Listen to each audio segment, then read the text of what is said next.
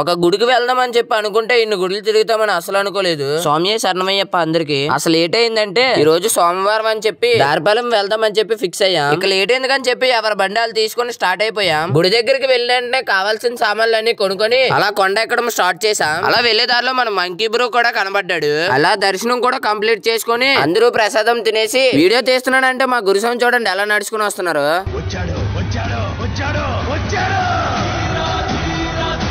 మధ్యలో ఉన్న వినాయకుడి గుడికి వెళ్ళడం మర్చిపోయామని చెప్పి మళ్ళీ అయితే వెళ్తున్నాం. అలా వినాయకుడి గుడి కూడా చూసేసి ఇంటికి వెళ్ళిపోతాం అని చెప్పి బయలుదేరితే మా స్వామిలు వచ్చి ఒక గుడి చూసి వెళ్ళిపోతే బాగోదని చెప్పి అలా ఫస్ట్ సాయిబాబా గుడికి వెళ్లి దర్శనం చేసుకుని కొన్ని ఫొటోస్ తీసుకుని నెక్స్ట్ గుడికి అయితే బయలుదేరిపోయాం. అలా నెక్స్ట్ లాలంకోడూరు అనే ఊర్లో కుమారస్వామి గుడికి వెళ్ళాం. ఇది స్వయంగా వెలిసిన విగ్రహం అని ఆ ఊర్లో ఉన్న వాళ్ళు చెబుతున్నారు. ఇక్కడ కూడా కొన్ని ఫొటోస్ తీసేసుకొని ఆ పక్కనే ఉన్న శివాలయం కూడా వెళ్ళాం. ఈ శివాలయంలో జనాలు అయితే చాలా ఎక్కువ మంది ఉన్నారు.